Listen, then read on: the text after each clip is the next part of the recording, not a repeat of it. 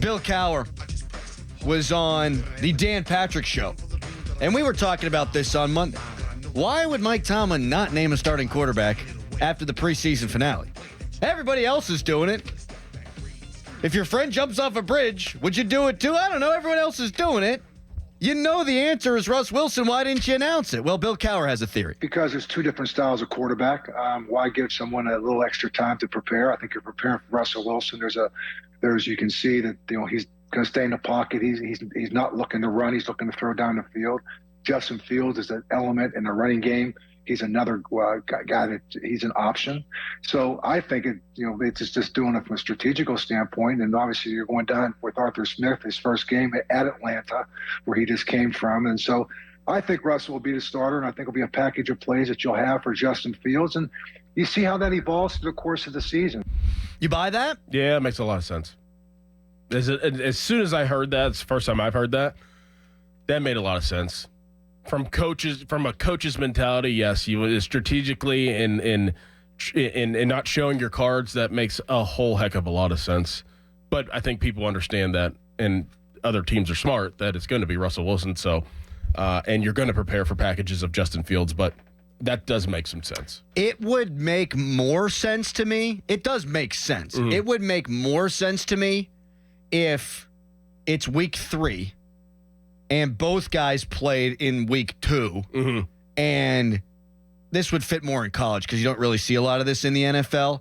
But after the game week 2, you don't announce who your quarterback's going to be because you only have a week to prepare, and you're going to get the game plans in on Tuesday. You're going to give it to your players on Wednesday, and now you don't know which quarterback it's going to be.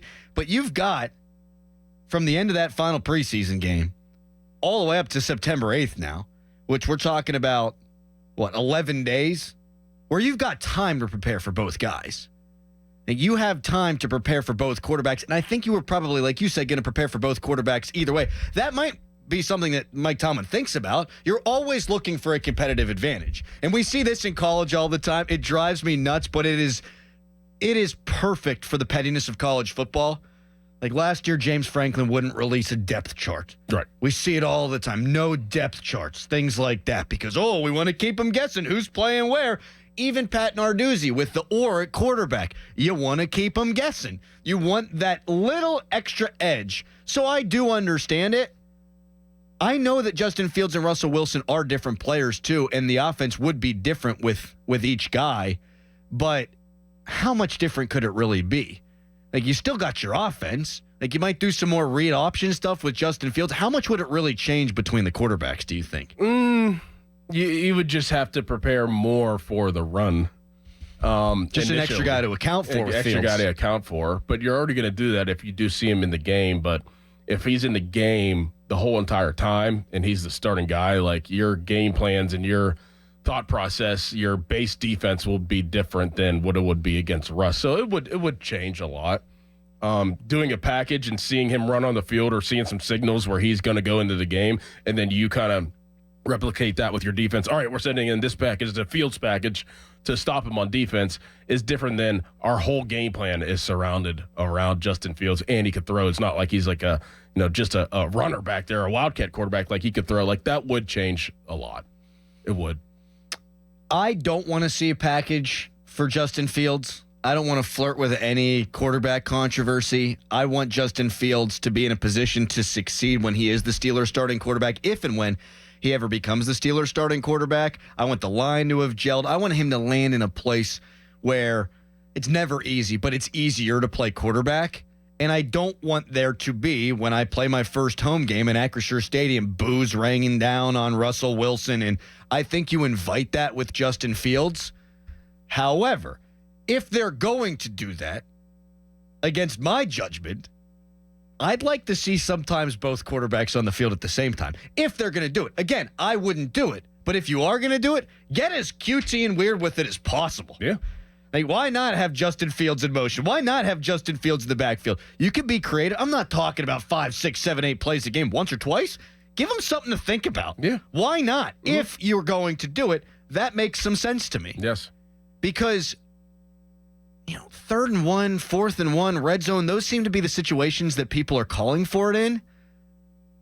I want Russ out there setting up the blocking schemes on a short yardage situation, maybe audibling to a pass if he needs to because they're stacking the line, something like that.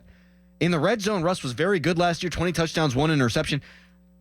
Unless you're going to get super weird and freaky with it, I don't know that there'd be a situation that I would prefer Justin Fields to be on the field over Russell Wilson right now. I really don't. I wonder how much he is willing to do, though. Like, I would love to know that question. Like, are you willing to be a running back in a sidecar next to Russell Wilson? Are you willing to play receiver?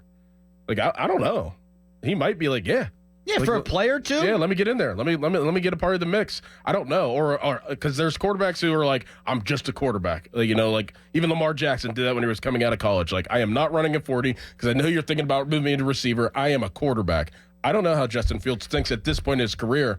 Does he want to show all his dynamic ability and his athletic ability, or is he like, I'm a quarterback and I just want to go in there and be a quarterback whenever my chance comes? Well, we know what Cowher would do. Cowher would have him all over the place. Yeah, he'd slash. He'd be slash 2.0. I'm not even talking like that, like, oh, you're a wide receiver. I'm talking like, and I'm happy you bring up Lamar Jackson, because the first year where Lamar Jackson was there, it was only 9 games in before they finally turned the offense over to Lamar Jackson. Before that, he would be on the field with Joe Flacco. Yeah. And then they'd have Flacco run out, and I always kind of hated that with Flacco because he's an athlete. He's an NFL player, but he's not a threat. I just saw someone post, one of these football accounts post yesterday, a hilarious moment where Mark Sanchez was split out wide. Did you see that one? Yeah, and the corner goes, bang, and he freaks out.